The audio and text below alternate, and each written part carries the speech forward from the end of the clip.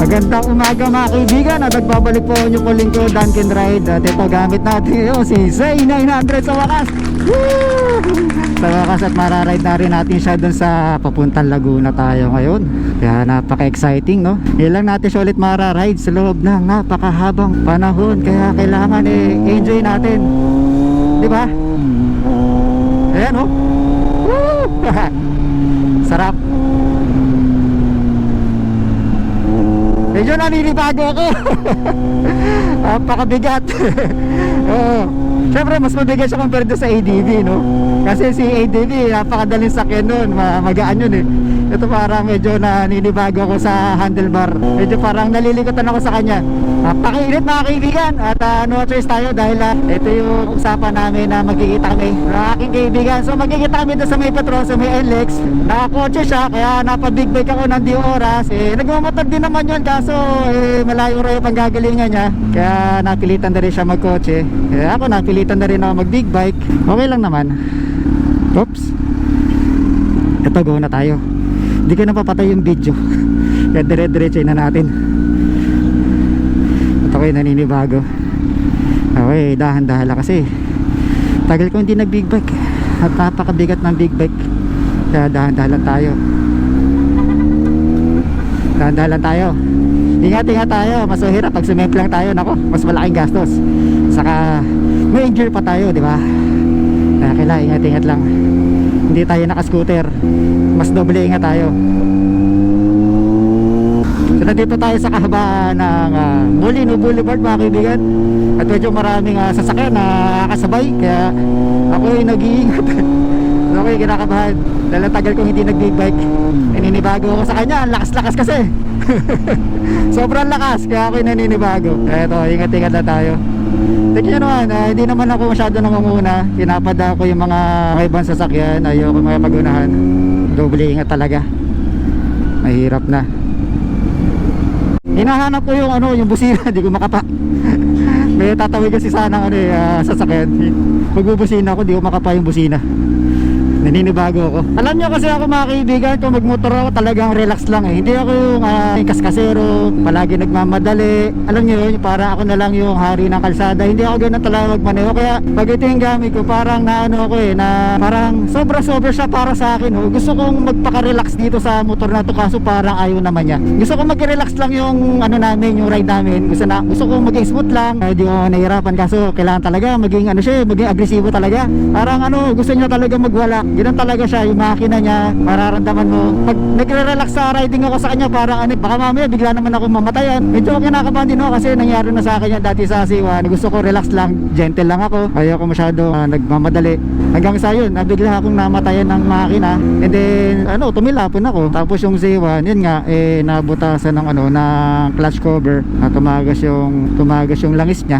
And then, yun. Pero naiuwi ko naman siya ng bahay. Yung nga lang bumili ako ng bagong clutch cover. Nakadalawang palit ako ng langis kasi kailan i-drain ko yung i-flush ko, isasalin ko na bago para yung mga metal na pumaloob mailuwa niya. Tapos nagpalit ako ng pangalawang langis. Pinauna na tayo. Tingnan tayo dito, madulas at bakal to. Ayan, dito na tayo sa Daang Hari. Medyo maluwag na rito. Nakalimutan ko na nga yung mga techniques ko dati dito sa motor kasi puro ADV yung gamit ko, di ba? Alam nyo naman na automatic yun. Dito kasi meron ng technique sa pag shift up, shift down para di masyado na-stress yung ating pagpalit ng gears. Ito, dito tayo sa Daang Hari. Pinapauna ko yung mga scooter, hindi ko kinakarera. Pag meron kayo nakita mga big bike, diba? Kinakarera nila ako, hindi, relax lang ako. Saka ayoko manguna at delikado. Sobrang tulin ito, di ba? Kaya sabihin yung Z9, mas matulin dito, pero matulin pa rin to. At paano, sobrang tulin pa rin. Kaya ingat-ingat tayo kasi mahirap na yung sobrang bilis mo tapos bigla magpipreno. Malakas din yung preno nito kahit sabihin mo matulin ka, pero pag nag-lock siya, may ABS naman siya, kaso mahirap pag bigla kang preno, ganito kabigat, di ba? Parang titilapang ka mahirap kontrolin. Kaya hanggat maaari nga, di ba, relax lang tayo dito sa motor.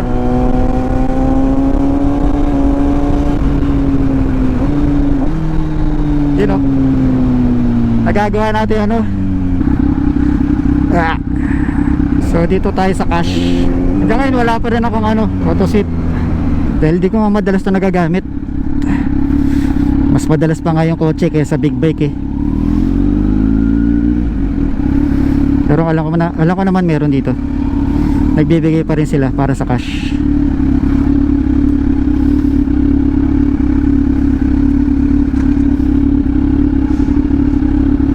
Ang ticket. Okay. Teka, may tila pinapasok yung wala naman akong wala naman akong sticker. Ba't kaya? Kinakabato lang ako, baka mamaya malaking bayaran ko. Kasi pag di ba pag wala kang kunyari nawala mo yung ticket mo, ang babayaran mo yung pinakamahabang ruta. Nakakamiss to. Ngayon lang ulit ako nakadaan dito sa may MCX. Ngayon lang ulit ako nakadaan sa sa expressway. Kaya naman masarap dumaan sa expressway kasi di ba maluwag, wala masyadong alam mo na, di ganong siksikan. Oh, bato. Yeah, bato. Iwas tayo dito. May naglalaglagan pa to. Pag tumama sa atin yung basag yun. So dito na tayo sa expressway mga kaibigan. Sa wakas. Sa wakas nakapagmotor din sa expressway.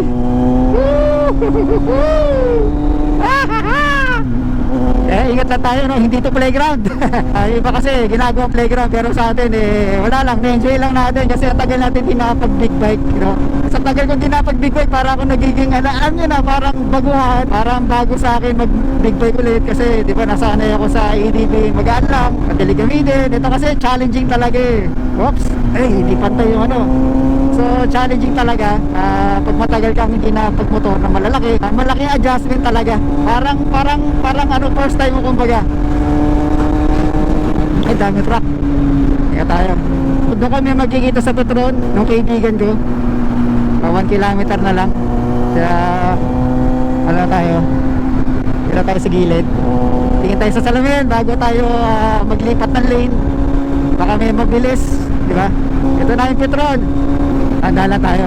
Alam nyo yung gulong ko kasi stock pa rin to. So medyo kinakabahan ako sa gulong na to. Nabili kasi to, di ba, 2022. Parang kakatatlong taon niya lang. Mukhang palitin na rin tong gulong ko. Kaya hindi ko masyado nagmamabilis at di ko naman kailangan tamakbo na mabilis. At mahirap na pag naputukot tayo ng gulong dahil medyo luma na. Kailangan na rin natin magpalit kaya mabagal lang yung takbo natin. So ito na tayo sa Petron. Hanapin natin si Gilbert. Hanap tayo ng parking. Ayun, may parking doon.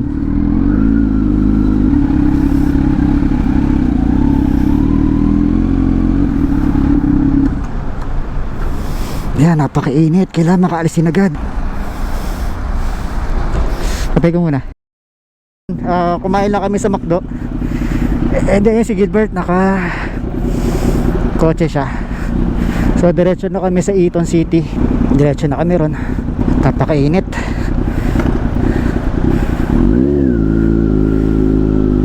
Ay nako. Tara. Matulin.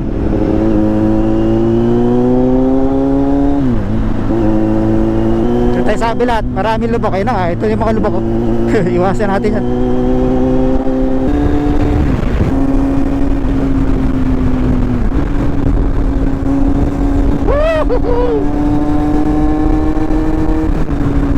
Kopya. Kopya. Ay, hirap dito.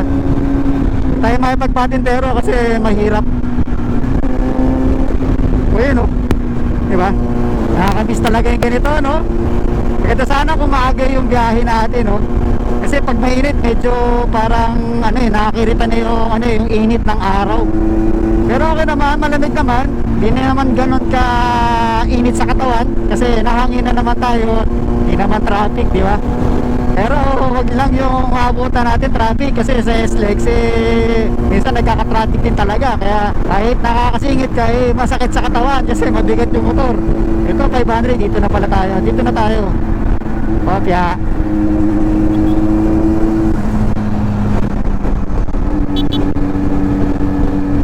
Nakaano rin siya.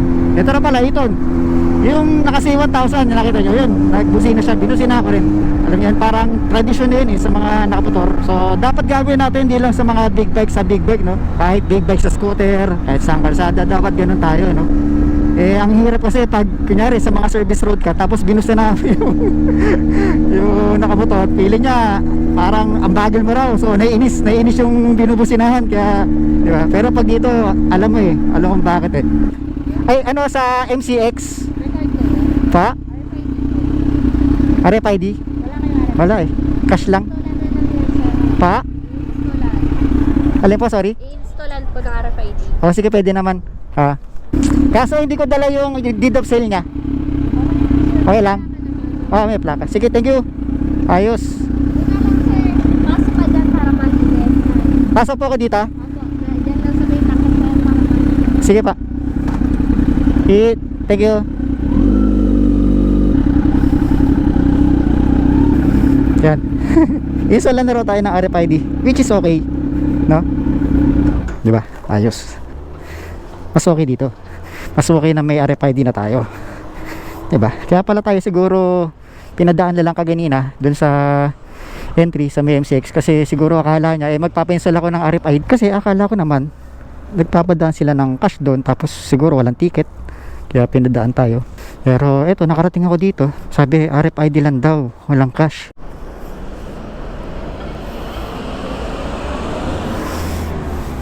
So nakabitan na tayo ng RFID sa wakas. Tignan nyo naman talaga si C900, napakaganda, di ba? Sino ba naman hindi ang maantig sa kagandahan itong motor na to? Ayan siya mga kaibigan, di ba? Okay. Okay. Kaso si Gilbert, hindi ko alam kung nasa na siya. Baka nauna na sa atin. Check muna natin.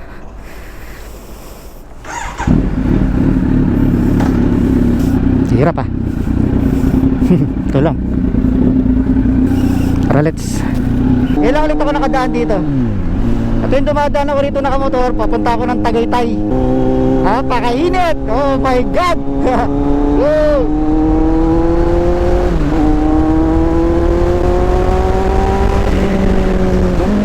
Yan o. Ano ba tawag doon pag ginaganon? Nakalimutan ko na matagal ko lang ginagawa yun Pag magda-downshift ka na hindi ka na susubsob, auto blip, hindi, tawag doon, nakalimutan ko na. Ano nga bang tawag doon? Yung magda-downshift ka, di ba, mabilis ka, tapos bigla magda-downshift na hindi ka susubsob, di ba? Tuloy na to. Ito, di ba? Yan o. So ngayon, nakabita na tayo ng RFID, which is malaking ginhawa sa atin yun. Alright. So iikot tayo rito.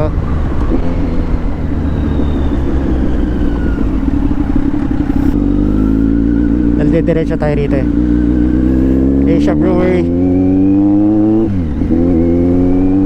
Tinakata si Gilbert yung sasakyan niya. Napakainit naman, grabe. Hey! Bawal mo dito! Bakit? Park mo na lang daw doon. Sakay ka na lang sa akin. O sige. Parang hindi ka nang ikot. Ha? Ayun si sir oh. Ha? O sige. Sabi ko ay sir, dapat dalawa tayo mag-big bike. Oo. Sabi ko, wala lang po ako big bike. Kaya hindi ako yung dalawa. Ayun lang. Sige, park ka lang. Ay, ingat. Sa gilid pa. Sige sir, thank you. Okay lang yun sir. Thank you. Hindi naman mabibilag doon. Okay, salamat. Bahal pala motor dito sir. Bawal kasi sir eh. Oh? Okay, kasi dati parang nagmotor yata ako dati dito bawal na ngayon sir. Bawal na. Ha? 900. Ha? Oo. Init. Sige, so hindi raw pwede magmotor sa loob, kaya yung motor iiwan daw natin dito. So pabuti na lang kasama natin si Gilbert. Doon tayo may kisa-kisa kanya, kaya hanggang dito na lang muna tayo. Alright.